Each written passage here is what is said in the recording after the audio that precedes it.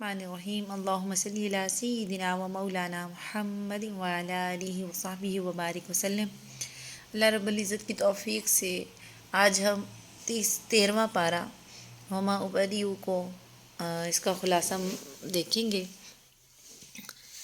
ہم قصہ یوسف پڑھتے چلے آ رہے تھے 12ویں پارے میں۔ اب 13ویں پارے میں بھی پہلے 6 رکوع جو ہیں اس میں حضرت یوسف علیہ السلام کی پوری زندگی کا قصہ تفصیلاً بیان کیا گیا۔ جب آپ کو جیل بھجوا دیا گیا اور وہاں پر کسی نے بادشاہ نے خواب دیکھا اور خواب کے تعبیر حضرت یوسف علیہ السلام نے بتائی اور باقی سب لوگ اس خواب کی تعبیر بتانے سے پریشان ہو گئے اور وہ نہیں بتا سکے۔ اس کے بعد شاہی مصر نے اعزاز و اکرام کے ساتھ آپ کو جیل سے بلوایا اور حضرت یوسف علیہ السلام سے مشورہ کیا کہ یہ جو میں نے خواب دیکھا ہے اور آپ نے اس کی تعبیر یہ بتائی ہے کہ ملک میں قحط سالی پھیل جائے گی، تو اس کو اپنے ملک کو مصیبتوں سے دور رکھنے کے لیے کیا تدبیر کروں۔ اس وقت حضرت یوسف علیہ السلام نے یہ کہا کہ اگر اقتدار مجھے دے دیا جائے تو میں حکومت کے وسیع تر ذرائع اور وسائل سے قائم لے کر ملک کو قحط سالی کی بربادیوں سے بچا سکتا ہوں۔ اس کے بعد قرآن نے کہا کہ اللہ سے ڈرنے والے اور اللہ کی مرضی پر چلنے کا حق ادا کرنے والے کو اسی طرح دنیا میں بھی اقتدار اور اس کی کار فرمائیں عطا کی جاتی ہیں۔ رہی آخرت تو اس میں ملنے والے اجر و انعام کا ٹھکانہ بہت ہی کمال ہوگا۔ پارہ نمبر 13 کا رکوع نمبر 1 ہے اور اس سورہ مبارکہ کا رکوع نمبر 8 ہے۔ اس رکوع میں یہ بتایا گیا کہ قحط سالی کے زمانے میں حضرت یوسف علیہ السلام کے بھائی غلہ حاصل کرنے کے لیے مصر میں آئے۔ ان لوگوں کے ساتھ ان کے ستیلے بھائی بنیامین جو حضرت یوسف علیہ السلام کے سگے بھائی تھے وہ نہ آئے۔ حضرت یوسف علیہ السلام نے ان بھائیوں کو پہچان لیا، مگر وہ بھائی تو آپ کی اعلیٰ شان و شوکت، آپ کے وقار اور آپ کو دیکھ سکے، لیکن وہ بادشاہ کی حیثیت میں آپ کو سمجھے اور آپ کو پہچان نہ سکے۔ باتوں باتوں میں حضرت یوسف علیہ السلام نے کہا کہ اگر آئندہ آنا ہو تو ان کو بھی ساتھ لانا اپنے بھائی کو، ورنہ غلہ نہیں ملے گا۔ چنانچہ یہ لوگ حضرت یعقوب علیہ السلام کے پاس پہنچے تو کہا کہ اب کے غلہ اس صورت میں ملے گا جب ہم اپنے بھائی بنیامین کو اپنے ساتھ لے کر جائیں گے۔ حضرت یعقوب علیہ السلام نے فرمایا کہ اس بھائی سے متعلق بھی میں اس طرح ہی تم پر اعتبار کر لوں جیسے یوسف کے متعلق کیا تھا۔ لیکن کچھ تردد کے بعد حضرت یعقوب علیہ السلام بنیامین کو بھیجنے پر آمادہ ہو گئے۔ رکن نمبر 9 میں اب اس واقعے کا ذکر کیا جا رہا ہے کہ جب حضرت یوسف علیہ السلام کے بھائی دوبارہ مصر پہنچے، ان کے ساتھ بنیامین بھی تھے۔ حضرت یوسف علیہ السلام نے انہیں اپنے پاس بٹھایا اور چپکے سے کہہ دیا کہ میں تمہارا وہی گمشدہ بھائی یوسف ہوں۔ پھر جب یہ لوگ غلہ لے کر چلے تو ایک تدبیر سے انہوں نے بنیامین کو روک لیا اور بقیہ بھائیوں نے بہت کچھ کہا سنا مگر ناکام رہے، آپ نے بنیامین کو نہ جانے دیا۔ اگلے رکوع میں ارشاد ہوا، اگلے رکوع میں اس قصے کا اگلا حصہ بیان یہ کیا جاتا ہے کہ جب وہ نا امید ہو گئے آپس میں مشورے کرنے لگے، سب سے بڑے نے کہا کہ اللہ کو درمیان میں رکھ کر تم نے والد سے عہد کیا تھا کہ بنیامین کو صحیح سلامت ان تک پہنچا دو گے۔ اس سے پہلے تم یوسف کے ساتھ بھی زیادتی کر چکے ہو، اب تو میں نہیں گھر جاؤں گا اس وقت تک کہ مجھے والد خود نہ بلائے یا خدا میرے حق میں کوئی اچھا فیصلہ کرے۔ تم سب والد کے پاس جاؤ، ان سے پورا واقعہ بتاؤ۔ وہ وطن پہنچے، حضرت یعقوب علیہ السلام سے ساری باتیں بیان کی۔ اب یہ ایک نئی مصیبت تھی، حضرت یوسف علیہ السلام کی جدائی کا غم تو ابھی ختم ہی نہ ہوا تھا۔ آنکھیں ڈبڈبائیں، حضرت یعقوب علیہ السلام اپنی بینائی بھی کھو بیٹھے تھے، اتنا روئے تھے حضرت یوسف علیہ السلام کی جدائی میں۔ آپ نے پھر اپنے بیٹوں سے کہا کہ پھر جاؤ یوسف اور ان کے بھائی کا پتہ لگاؤ، اللہ کی رحمت سے نا امید نہ ہو۔ پھر وہ مصر پہنچے، یوسف علیہ السلام سے ملے، انہیں اپنی تکلیفیں بتائیں، اپنے پریشانیاں بتائیں اور کہا کہ ہمارے بھائی کو ہمارے حوالے کر دو اور جو کچھ بھی تھوڑی بہت ہمارے پاس پونجی ہے فدیے کے طور پہ ہم سے لے لو۔ یوسف علیہ السلام نے فرمایا کیا تم جانتے ہو کہ تم نے یوسف اور اس کے بھائی سے اپنی جہالت کی بنا پر کیا سلوک کیا؟ اب انہوں نے حضرت یوسف علیہ السلام کو اس بات کے سننے کے بعد پہچان لیا۔ حضرت یوسف علیہ السلام نے کہا بے شک میں یوسف ہوں اور یہ رہا میرا بھائی، یہ سب اللہ کے فضل و کرم کا کرشمہ ہے۔ تقوی اور صبر عمل صالح کا اجر خدا ضائع نہیں کرتا۔ اب برادران یوسف ندامت کے ساتھ اپنی غلطی کا اعتراف کر رہے تھے۔ حضرت یوسف علیہ السلام نے فرمایا لا تثریب علیکم اليوم، آج تم پر کوئی گرفت نہیں رہی، اللہ تمہیں معاف کرے۔ آخر حضرت یوسف علیہ السلام نے سب کو معاف کر دیا اور بھائیوں کو اپنی قمیض دے کر کہا کہ اسے لے جاؤ، والد کے چہرے پر ڈال دینا، ان کی بینائی اس کی وجہ سے واپس آ جائے گی، اور پھر اپنے سارے کنبے کو میرے پاس لے آنا۔ اگلا رکوع جب سورہ مبارکہ کا رکوع نمبر 11، اس رکوع میں قصے کے آخری حصے کے ذکر کرتے ہوئے بتایا گیا کہ حضرت یوسف علیہ السلام کے بھائیوں کا قافلہ ادھر مصر سے چلا، ادھر حضرت یعقوب علیہ السلام نے لوگوں سے کہا مجھے یوسف کی خوشبو آ رہی ہے۔ یہ خود قرآن پاک کے الفاظ ہیں۔ غرض قرآن پاک میں فرمایا گیا، حضرت یعقوب علیہ السلام فرماتے ہیں انی لاجد ریح یوسف، کہ میں یوسف کی خوشبو پا رہا ہوں۔ غرض کہ جب وہ بھائی گھر پہنچے، حضرت یوسف علیہ السلام کی قمیض اپنے والد کے چہرے پر ڈال دی، ان کی بینائی لوٹ آئی، پھر بیٹوں نے معافی چاہی، ان سے معافی مانگی اپنے والد محترم سے، والد نے معاف کیا، پھر یہ سارا گھر مصر پہنچا۔ حضرت یوسف علیہ السلام نے والد کو اپنے ساتھ تخت پر بٹھایا، سارے بھائیوں نے جھک کر تعظیم کی۔ اس وقت حضرت یوسف علیہ السلام نے اپنے والد سے فرمایا کہ والد صاحب، یہ وہ خواب ہے جو میں نے بچپن میں دیکھا تھا اور آپ سے بیان کیا تھا۔ پھر انہوں نے اپنے والد سے سارے حالات بیان کیے اور قدم قدم پر اللہ نے جو ان پر مہربانیاں فرمائی ان کا ذکر کیا۔ پھر انہوں نے اپنے رب کے حضور کی دعا کی، انت ولی فی الدنیا والآخرہ توفنی مسلما والحقنی بالصالحین، پروردگار تو ہی دنیا اور آخرت میں میرا حامی اور سرپرست ہے، میرا خاتمہ اسلام پر کر اور انجام کار مجھے صالحین کے ساتھ ملا۔ اب سورہ یوسف کا آخری رکوع ہے۔ اس میں پہلے تو خدا کی نشانیوں سے عبرت حاصل کرنے کی تعلیم دی گئی، گزشتہ امتوں کی طرف اشارہ کر کے کہا گیا کہ ان سے عبرت و نصیحت حاصل کرو۔ ساتھ ہی اس صورت میں یہ بھی بتایا گیا کہ ہر نبی کی دعوت وہی رہی ہے جو قرآن کی دعوت ہے۔ چنانچہ حضرت یوسف علیہ السلام نے دعا فرمائی تھی، ان میں صاف لفظوں میں فرمایا تھا وَتَوَفَّنِي مُسْلِمًا، لہٰذا وہ اسلام ہی وہ دین ہے جو اس وقت سے ہے جب سے انسان کے قدم اس زمین پر پہنچے، اور مجھے مسلم حالت میں ہی، مسلمانی کی حالت میں موت عطا کرنا۔ یہ حضرت یوسف علیہ السلام کے الفاظ تھے۔ دوسرے عقیدے اور خود ساختہ مذاہب انسان کی گمراہیوں کی پیداوار ہیں۔ ہم نے مختصراً یہ قصہ یوسف جو ہے قرآن پاک میں جو بیان ہوا بڑی ڈیٹیل کے ساتھ اس کو بھی ذکر کیا ہے، لیکن اس سارے قصے کو سن کر جو نصیحتیں ہمیں حاصل ہو رہی ہیں اور جس قصے کو پڑھ کر عبرت اور نصیحت کا تعلق ہم نے اپنے لیے تلاش کرنا ہے، ابھی وہ ذکر کیا جاتا ہے کہ بعض اوقات مصیبت، نعمت، راحت، یہ ساری چیزیں جو ہیں نا انسان کے لیے آزمائش بن کر آتی ہیں، اور مصیبت جو ہے وہ نعمت اور راحت میں بدل سکتی ہے۔ یوسف علیہ السلام کے قصے کی آغاز میں تو بہت المناک پریشانیاں آئیں، انہیں کنویں میں بے یار و مددگار ڈال دیا گیا، مصر میں غلاموں کی منڈی میں ان کی خرید و فروخت ہوئی، عورتوں کے فتنے کا سامنا کرنا پڑا، کئی سال تک جیل کی کالی کوٹھڑی میں پڑے رہے، لیکن انجام یہ ہوا کہ وہ مصر کے حکمران بنے اور انہیں دینی اور دنیاوی عزت نصیب ہوئی۔ دوسری جو بڑی چیز جو ہمیں دیکھنا ہے کہ حسد، جو بھائیوں نے حسد کیا تھا، انتہائی یہ خوفناک بیماری ہے، اور اگر ایسی بیماری کسی میں پیدا ہو جائے تو بڑے افسوسناک قسم کے واقعات بھی جنم لیتے ہیں۔ پھر تیسری طرف جو ہماری نظر جانی چاہیے اس واقعے کو دیکھ کر، اچھے اخلاق، اعلیٰ و صاف اور بہتر تربیت آخر کار اپنا رنگ دکھا کر رہتی ہے۔ حضرت یوسف علیہ السلام کی تربیت ایک عظیم باپ کے ہاتھوں خاندان نبوت میں ہوئی تھی، اور آباء و اجداد کی اخلاقی میراث میں سے بھی آپ نے بڑا حصہ پایا تھا۔ مثالی تربیت اور اخلاقی کمال ہی کی وجہ سے آپ بہت بڑی تکلیفوں، مصائب کے سامنے بھی بڑی پامردی سے کھڑے رہے، جس کی وجہ سے تکلیف کے بعد راحت کا اور ظاہری ذلت کے بعد حقیقی عزت کا دور آ گیا۔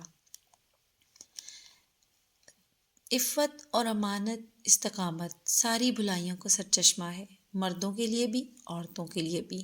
عفت و امانت انسان کے اندر ہونی چاہیے اور پھر استقامت سے ڈٹ جانا چاہیے، یوں ہی دین پر جمے رہنے والوں کو ایک نہ ایک دن عزت اور احترام حاصل ہو کر رہتا ہے۔ حقیقت اور حق کو جتنا بھی چھپایا جائے بالآخر وہ ظاہر ہو کر رہتے ہیں۔ پھر اس واقعہ سے ہم نے سیکھا کہ مرد اور عورت کا جو آپس میں اختلاط ہے، میل جول ہے، اور خلوت میں الگ میل جول جو ہوتا ہے، یعنی اکیلے میں خاتون ہے، مرد ہے، وہ آپس میں جب ملتے ہیں تو وہ فتنے کا باعث ہوتا ہے۔ نہ زلیخا کو حکومت میسر آتی اور نہ ہی وہ برائی کی منصوبہ بندی کرتی، اس لیے اسلام نے مرد و زن کی خلوت میں ملنے کو حرام قرار دیا۔ ترمذی اور نسائی شریف میں یہ حدیث بیان کی گئی کہ جب مرد اور عورت تنہائی میں ملتے ہیں تو ان کے ساتھ تیسرا فرد شیطان ہوتا ہے۔ یعنی اب تنہائی میں ملنے سے مراد ایک صرف ملنا جو فزیکلی ہو، اور ایک آج جو فون ہے، انٹرنیٹ ہے، اور ہمارے جو سوشل میڈیا کے پلیٹ فارمز ہیں، یہاں پر بھی ہمیں غور کرنا ہے کہ جب ہم فون پر یا میسیجنگ پر یا ویڈیو کالز پر کسی بھی طریقے سے کسی بھی ایک لڑکی، ایک عورت ایک مرد کے ساتھ بات چیت کرتی ہے، پہلے تو بڑا اخلاق کا مظاہرہ کیا جاتا ہے، اور پھر آہستہ آہستہ فرینکنس بڑھتی چلی جاتی ہے، اور پھر انسان کی ہر سوچ گناہ کی طرف، برائی کی طرف جاتی ہے، بہت ساری غلط باتیں اچھی لگنے لگتی ہیں، اور انسان جب ایک قدم بڑھاتا ہے تو خود بخود آگے برائی کی طرف اس کے قدم اٹھتے چلے جاتے ہیں، اور نتیجہ بڑا پھر خوفناک ہوتا ہے۔ اور یہ ساری چیزیں، یعنی کسی سے گفتگو کرنا، عورت کو تو یہ حکم دیا گیا کہ وہ کر لے اگر اسے کسی غیر مرد سے بات کرنی ہو، اور کہاں کہ کھل کر اور فرینکنس کے ساتھ بات کریں، اور پھر شرم و حیا بھی سائڈ پہ رکھ دی جائے، اور پھر فرینکنس اس قدر بڑھے کہ ملاقاتوں والے سلسلے شروع ہو جائیں، تو شیطان تو پھر بہت حاوی ہو جاتا ہے، اور پھر بہت برا انجام ہوتا ہے، یہاں تک کہ انسان زنا کی طرف پہنچ جاتا ہے۔ اور زنا صرف کان جسمانی نہیں بلکہ کان کا زنا ہے کہ اس نے ایسی باتوں کو سنا، آنکھوں کا زنا، ہاتھوں کا زنا، قدموں کا زنا، یعنی وہ جس جسم کا عضو انوالو ہے اور وہ غیر محرم کے ساتھ سننے میں، بات کرنے میں مزہ محسوس کر رہا ہے، تو یہ سارے زنا جو ہیں انسان کے حصے میں لکھ دیے جاتے ہیں۔ اس واقعہ سے یہ پتہ چلتا ہے کہ ذات باری تعالیٰ پر ایمان اور عقیدہ پختہ ہونا چاہیے۔ مصائب کا برداشت کرنا، اخلاقی نجاستوں سے دامن بچانا اس طریقے سے آسان ہو جاتا ہے جب اللہ پر یقین کامل ہو۔ مومن کو چاہیے کہ وہ ہر تنگی اور پریشانی کے وقت صرف اللہ کی طرف رجوع کرے۔ بعض اللہ والوں کے بارے میں آتا ہے کہ جب کسی مصیبت اور بیماری میں مبتلا ہونے کی وجہ سے ان سے تعزیت کی گئی تو انہوں نے جواب دیا، الحمدللہ، اللہ کا شکر ہے، مصیبت میں مبتلا ہوں، معصیت میں تو مبتلا نہیں، یعنی گناہ میں تو مبتلا نہیں ہوں، صرف مشکل آئی ہے۔ سچا جو داعی ہوتا ہے انتہائی مشکل اور پریشان کن حالات میں بھی دعوت کے فریضے سے غافل نہیں رہتا۔ دعوت دین دینے والے ہیں، انہیں کبھی بھی کسی بھی حالات میں اپنی دعوت حق کو روکنا نہیں چاہیے۔ سیدنا یوسف علیہ السلام جیل میں بھی دعوت و تبلیغ اور اصلاح و ارشاد کا کوئی موقع ہاتھ سے نہیں جانے دیتے تھے۔ جو لوگ آپ سے اپنے خواب کی تعبیر پوچھنے کے لیے آئے، ان کو بھی آپ نے پہلے توحید کی دعوت دی، اس کے بعد خواب کی تعبیر بتائی، اور کہا جاتا ہے کہ جیل کے قیدیوں نے آپ کی دعوت سے متاثر ہو کر ایمان قبول کر لیا تھا۔ خود مصر کا بادشاہ بھی اسلام لے آیا تھا۔ ہر مسلمان کو عموماً اور داعی اور پیشوا کو خصوصاً اپنے دامن کی صفائی کا بہت زیادہ اہتمام کرنا ہے۔ یعنی دامن کی صفائی سے مراد یہ اپنی عفت اور طہارت کی، اپنے آپ کو برائی سے روکنا ہے، پاکیزگی کی طرف لے کے جانا ہے، تاکہ کل آپ کو یہ طعنہ نہ دیا جا سکے کہ معاذ اللہ تم تو مجرم تھے۔ اس واقعے سے ہمیں صبر کی تلقین بھی ملتی ہے، اور اس کی فضیلت کا بھی پتہ چلتا ہے کہ اس کی فضیلت کے طور پر بہترین نتائج ہمارے سامنے آئے ہیں۔ حضرت یوسف علیہ السلام نے کنویں کی تاریکی سے جیل کی تنہائی تک، اور عزیز مصر کے گھر سے بھائیوں کو معاف کرنے تک ہر جگہ مضبوطی کے ساتھ صبر کا دامن تھامے رکھا۔ اس صبر کے جو نتائج سامنے آئے وہ کسی سے مخفی نہیں۔ اس میں کوئی شک نہیں کہ صبر راحتوں اور نعمتوں کے دروازے کی چابی، نصف ایمان اور اللہ کی نصرت اور رحمت کو متوجہ کرنے کا اہم ذریعہ ہے۔ اس قصے میں ہم نے بہت ساری اور بھی چیزیں پڑھی، بہت ساری گواہیاں ہمارے سامنے آئیں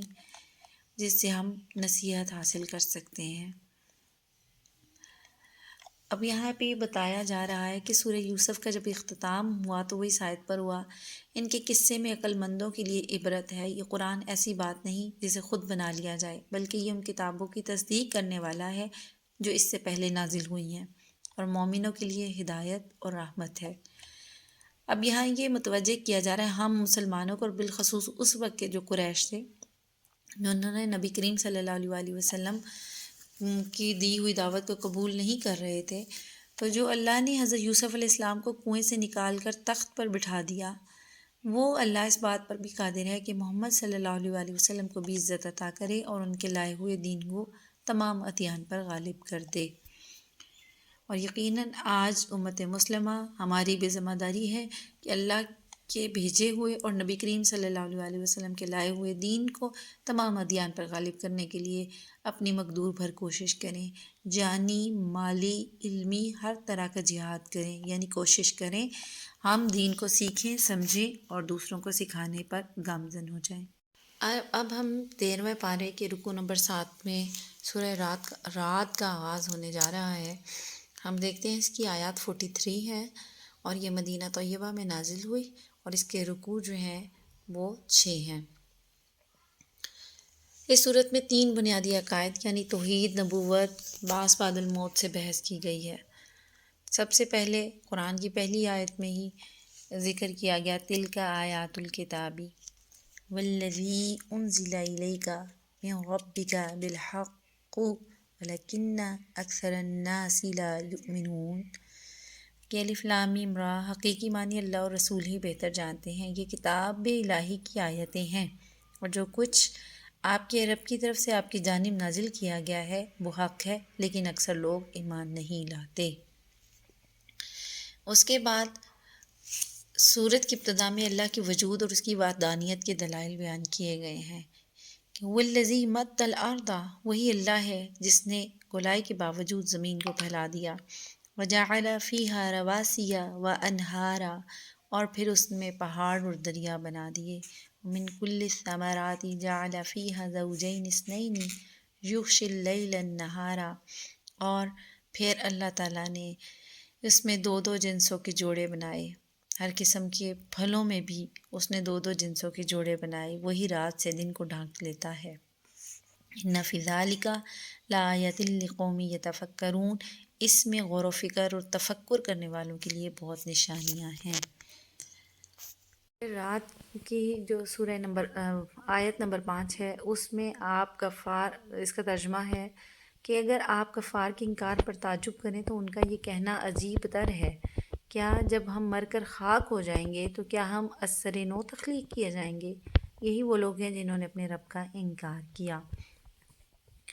بلکہ ان کا یہ کہنا بڑا عجیب تر ہے کہ ارے تعجب ہو تو تمہیں اس بات پر تعجب ہونا چاہیے کہ جب تمہارا وجود نہ تھا اور تمہیں زندگی دی گئی، تم اس بات پر حیران ہو کہ جب تمہیں ایک وجود مل گیا اور دوبارہ اس طرح کا ایک وجود دوبارہ تمہیں مرنے کے بعد مل جائے گا، یہ تو کوئی تعجب کی بات نہیں ہے۔ مشرک اس بات پر بہت حیران ہوتے تھے، انہیں یہ بات سمجھ نہیں آتی تھی کہ جب ہماری ہڈیاں بوسیدہ ہو جائیں گی، گوشت پوست ہمارا مٹی میں ختم ہو جائے گا، پھر انسان کیسے زندہ ہوگا۔ تو یہاں پر باعث تعجب بعث بعد الموت نہیں بلکہ بعث بعد الموت کا انتظار باعث تعجب ہے، اس کا ذکر کیا گیا۔ آگے اللہ رب العزت نے فرمایا کہ اللہ نے ایسے فرشتے مقرر کیے ہیں جو کہ انسان کی حفاظت کرتے ہیں، اور مومنین سے ذکر کیا گیا الذین آمنوا وتطمئن قلوبہم بذکر اللہ الا بذکر اللہ تطمئن القلوب، جو لوگ ایمان لائے اور ان کے دل اللہ کے ذکر سے مطمئن ہوتے ہیں، جان لو کہ اللہ ہی کے ذکر سے دلوں کا سکون یا اطمینان نصیب ہوتا ہے۔ ایمان والوں کو خوشخبری دی گئی کہ اگر تم اپنے دلوں کا سکون اور اطمینان محسوس کرتے ہو تو یقیناً اللہ کے ذکر میں ہی تمہارے لیے دلوں کا سکون اور اطمینان موجود ہے۔ اگر کوئی ایسا قرآن ہوتا جس کے ذریعے پہاڑ چلا دیے جاتے یا اس سے زمین پھاڑ دی جاتی یا اس کے ذریعے مردوں سے بات کرا دی جاتی تب بھی وہ ایمان نہ لاتے، بلکہ سب کام اللہ ہی کے اختیار میں ہے۔ تو کیا ایمان والوں کو یہ معلوم نہیں کہ اگر اللہ چاہتا تو سب لوگوں کو ہدایت فرما دیتا اور ہمیشہ کافر لوگوں کو ان کے کرتوتوں کے باعث کوئی نہ کوئی مصیبت پہنچتی رہے گی یا ان کے گھروں یا بستیوں کے آس پاس اترتی رہے گی، یہاں تک کہ اللہ کا وعدہ عذاب آ پہنچے گا۔ بے شک اللہ وعدہ خلافی نہیں کرتا۔ یہاں پر مومنوں کے لیے واضح انداز میں خوشخبری اور جنت اور اللہ کی رضا اس کے بارے میں ذکر کیا گیا، ان کے دلوں کے سکون کے حوالے سے بتایا گیا، اور جبکہ جو منکرین ہیں ان کے حوالے سے بھی بتا دیا گیا کہ ان کے اوپر ہمیشہ مصیبتیں اور تکلیفیں آتی رہیں گی، اور آہستہ آہستہ وہ خود بھی عذاب کا شکار ہوتے چلے جائیں گے۔ پھر یہاں پر ایک اصولی بات بتا دی گئی، کسی قوم کے ساتھ اللہ تعالیٰ جو خصوصی معاملہ فرماتا ہے وہ اس وقت تک اس معاملے کو نہیں بدلتا جب تک کہ وہ قوم اس کو بدلنے کے حالات خود سے پیدا نہ کر لے۔ جب وہ قوم خود ہی اپنے آپ کو نعمت کے بجائے مصیبت اور کشادگی کے بجائے تنگی کا مستحق بنا لیتی ہے تو اسے ذلت والے اسباب ترک کر کے عزت والے اسباب اور وسائل اختیار کرنا ہوں گے۔ عزت کی آرزو سے عزت نہیں ملتی۔ آیت نمبر 18 کے آخر میں فرمایا انما یتذکر اولو الالباب، بات یہی ہے کہ نصیحت عقل مند ہی قبول کرتے ہیں۔ اور پھر یہاں پر اہل تقوی اور حقیقی عقل مندوں کی 8 صفات بتائی گئیں۔ آیت نمبر 20، 21 اور 22 میں اس کا ذکر کیا گیا کہ وہ کون لوگ ہیں، الذین یوفون بعہد اللہ، وہ لوگ جو اللہ کے عہد کو پورا کرتے ہیں، ولا ینقضون المیثاق، اور وہ قول و قرار کو نہیں توڑتے، اور وہ لوگ ان سب حقوق اللہ، حقوق رسول، حقوق العباد اور اپنے حقوق قرابت کو جوڑے رکھتے ہیں۔ یصلون ما امر اللہ بہ ان یوصل ویخشون ربہم، اور وہ اپنے رب کی خشیت میں رہتے ہیں، ویخافون سوء العذاب، اور برے حساب سے وہ خائف رہتے ہیں، والذین صبروا ابتغاء وجہ ربہم، اور وہ لوگ جو اپنے رب کی رضا جوئی کے لیے صبر کرتے ہیں، وقاموا الصلاۃ، نماز قائم کرتے ہیں، وانفقوا مما رزقناہم سرا وعلانیۃ، اور جو ہم نے انہیں رزق دیا ہے اس میں پوشیدہ اور علانیہ دونوں طرح خرچ کرتے ہیں، وَيَدْرَؤُونَ بِالْحَسَنَةِ السَّيِّئَةِ أُولَٰئِكَ لَهُمْ عُقْبَى الدَّارِ، اور نیکی کے ذریعے برائی کو دور کرتے رہتے ہیں، یہی وہ لوگ ہیں جن کے لیے آخرت کا حسین گھر ہے۔ جبکہ ان کے مقابلے میں اللہ رب العزت نے اشقیاء جو ہیں، بدبخت لوگ ہیں، ان کا بھی ذکر کیا، اور ان کی بھی نشانیاں، 3 نمایاں نشانیاں بتائیں۔ والذین ینقضون عہد اللہ، وہ اللہ کے عہد کو توڑ دیتے ہیں، من بعد میثاقہ، اس کو مضبوطی سے باندھ لینے کے بعد، وَيَقْطَعُونَ مَا أَمَرَ اللَّهُ بِهِ أَن يُوصَلَ، اور وہ تمام رشتوں اور حقوق کو قطع کر دیتے ہیں جن کے جوڑے رکھنے کا اللہ نے حکم عطا فرمایا ہے، وَيُفْسِدُونَ فِي الْأَرْضِ، اور وہ کیا کرتے ہیں، زمین میں فساد انگیزی کرتے ہیں۔ ان کا کیا عذاب ہے ان کے لیے، اولئک لہم اللعنۃ ولہم سوء الدار، ان کے لیے لعنت ہے اور ان کے لیے بہت برا گھر ہے۔ جبکہ جو خوش بخت لوگ تھے ان کے لیے فرمایا گیا کہ ان کے لیے جنت ہے، سدا بہار باغات ہیں، جنات عدن یدخلونہا، اور وہ لوگ اس میں داخل ہوں گے، ان کے آباء و اجداد، ان کی بیویاں، ان کی اولادیں، ان میں سے جو بھی نیکوکار ہوگا، اور فرشتے ان کے پاس جنت کے ہر دروازے سے آئیں گے، جبکہ بدبخت ان کا ٹھکانہ دوزخ ہوگا، اور یہ بہت برا ٹھکانہ ہے۔ سورت کے اختتام پر اللہ تعالیٰ نے اپنی نبی کی نبوت اور رسالت کی خوش شہادت دی۔ اللہ پاک نے فرمایا قُلْ كَفَى بِاللَّهِ شَهِيدًا بَيْنِي وَبَيْنَكُمْ وَمَنْ عِنْدَهُ عِلْمُ الْكِتَابِ، کہ میری رسالت پر آپ فرما دیجئے ان کافروں سے کہ میری رسالت پر میرے اور تمہارے درمیان اللہ بطور گواہ کافی ہے، اور وہ شخص بھی جس کے پاس صحیح طور پر آسمانی کتاب کا علم ہے۔ سورہ ابراہیم کا آغاز ہوا جاتا ہے، پارہ نمبر 13 کا رکوع نمبر 13 شروع ہوتا ہے، اور سورہ ابراہیم کا آغاز ہوتا ہے۔ سورہ ابراہیم کی کل آیات 52 ہیں، اور یہ سورت مکی ہے، اور اس کے رکوع 7 ہیں۔ اس کا آغاز بھی الف لام را حروف مقطعات سے کیا گیا۔ اس کے آغاز میں ہی اللہ رب العزت نے اتنے خوبصورت انداز میں فرمایا کہ یہ عظیم کتاب ہے جسے ہم نے آپ کی طرف اتارا ہے تاکہ آپ لوگوں کو کفر کی تاریکیوں سے نکال کر ایمان کے نور کی جانب لے آئیں، مزید یہ کہ ان کے رب کے حکم سے اس کی راہ کی طرف لائیں جو غلبہ والا اور سب خوبیوں والا ہے۔ ابراہیم میں جو اہم مضامین بیان ہوئے وہ یہ ہیں کہ نمبر 1، تینوں بنیادی عقائد، توحید، رسالت اور بعث و جزا، اس پر ایمان لانے کے لیے ذکر کیا گیا۔ پھر کافروں کی مذمت ہے، ان کے لیے جہنم کی وعید ہے، مومنوں کے لیے جنت کے وعدے ہیں۔ حضرت خاتم النبیین صلی اللہ علیہ وسلم کو تسلی دینے کے لیے بتایا گیا کہ سابقہ انبیاء کے ساتھ بھی ان کی قوموں نے یہی انکار، عداوت، مخالفت کا رویہ اختیار کیا تھا جو کہ آپ کی قوم نے اختیار کیا ہوا ہے۔ اللہ رب العزت نے یہاں پر وہی گفتگو ذکر کی جو بعض انبیاء اور انہیں جھٹلانے والوں کے درمیان ہوئی تھی۔ اب انہوں نے جو شبہ ظاہر کیا تھا کہ رب العالمین کا وجود نہیں ہے، ان کے یہ الفاظ تھے کہ جس چیز کی تم طرف ہمیں بلاتے ہو اس سے ہم بہت زیادہ شک میں پڑ گئے ہیں۔ اسی شبہ کے جواب میں انبیاء نے فرمایا تھا کہ اللہ کے بندو، کیا تم اللہ تعالیٰ کے بارے میں شک کرتے ہو؟ ان اللہ خلق السماوات والارض بالحق، اللہ تو وہ ہے جس نے آسمان و زمین کو حق پر مبنی حکمت کے ساتھ پیدا فرمایا، بلکہ وہ اس پر بھی قادر ہے۔ ان یشاء یذہبکم ویأتی بخلق جدید، اگر وہ چاہے تو تمہیں نیست و نابود فرما دے اور تمہاری جگہ نئی مخلوق لے آئے، تم کیسے رب کا انکار کرتے ہو؟ مشرکین کا خیال یہ تھا کہ بشر رسول نہیں ہوتا۔ انبیاء کرام نے جواب دیا، قالوا ان انتم الا بشر مثلنا، کافر بولے تم تو ہمارے جیسے ہی بشر ہو۔ تو پھر اس کا جواب قرآن نے دیا، اگلی ہی آیت میں فرمایا گیا، قالت لهم رسلهم ان نحن الا بشر مثلکم ولکن اللہ یمن علی من یشاء من عبادہ، رسولوں نے ان سے کہا کہ اگرچہ ہم نفس بشریت میں تمہاری طرح ہی انسان ہیں، لیکن اس فرق پر بھی تو غور کرو کہ اللہ اپنے بندوں میں سے جس پر چاہتا ہے احسان فرماتا ہے۔ پھر برابری کیسی؟ اللہ نے ہمیں رسالت اور نبوت سے سرفراز کیا۔ اور آج کے دور کا بھی بہت بڑا فتنہ یہ ہے اس دور میں کہ ہمارے نبی جو ہیں، نبی آخر الزماں، ہماری طرح ہی تو بشر ہیں، بشریت کو تو مانتے ہیں، جو اللہ رب العزت نے انہیں نبوت اور رسالت کے اعلیٰ مرتبے سے فائز کیا اور اس کی وجہ سے انہیں حاضر و ناظر بنایا، شاہد بنایا اور ہر قسم کے خزانوں کا مالک بنایا،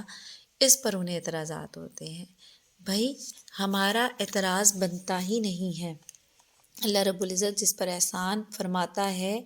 اس انسان کو ہی انسانوں کی طرف نبی بنا کر بھیج دیتا ہے اور اس کو ایسے اعلیٰ مراتب اور اعلیٰ صفات عطا فرماتا ہے، اللہ خود اپنی عطا سے اس کو درجے میں بہت کمال تک پہنچا دیتا ہے۔ تو یہ سوچ ہی غلط ہے، مشرکین کی سوچ بھی غلط تھی اور آج کا جو عقیدہ نیا نکالا جا رہا ہے یہ بھی بہت غلط ہے، ہمیں اپنی اصلاح کرنی چاہیے۔ قرآن نے یہاں پر اصلاح کے لیے ہماری یہ پوائنٹ دیا کہ بے شک نفس بشریت میں تو تمہاری ہی طرح انسان ہے، لیکن فرق یہ ہے کہ اللہ جس پر چاہتا ہے احسان فرماتا ہے تو وہ نبوت اور رسالت سے سرفراز کر دیتا ہے، اور جب نبی اور رسول بنا دیا جائے تو ان کا مقام و مرتبہ بہت بلند ہے۔ اس سورہ مبارکہ میں حضرت ابراہیم علیہ السلام کی وہ خاص دعائیں بھی ذکر کی گئیں جو انہوں نے بیت اللہ کی تعمیر کے بعد اہل مکہ، اپنی اولاد اور اپنے خاندان کے لیے کی تھیں، اور انہوں نے اس میں اپنے دعاؤں میں رزق، امن، دلوں کا میلان، اقامت صلاۃ اور مغفرت کی درخواست کی تھی، اور انہوں نے اس طرح ارشاد کی فرمایا تھا، اللہ کے حضور دعا کی تھی، رب اجعلنی مقیم الصلاۃ ومن ذریتی ربنا وتقبل دعا، اے میرے رب مجھے میری اولاد کو نماز قائم رکھنے والا بنا دے، اے ہمارے رب اور تو میری دعا قبول فرما لے، ربنا اغفر لی ولوالدی وللمؤمنین یوم یقوم الحساب، اے ہمارے رب مجھے بخش دے، میرے والدین کو بخش دے اور دیگر سب مومنوں کو بھی جس دن حساب قائم ہوگا۔ ابراہیم کے آخری رکوع میں قیامت کی منظر کشی کی گئی اور جہنم کے ہولناک عذابوں کا تذکرہ کیا گیا۔ جیسے سورت کے آغاز میں نزول قرآن کریم کی حکمت بیان کی گئی تھی، اسی طرح اس کی آخری آیت میں بھی اس کا مقصد نزول بیان کیا گیا۔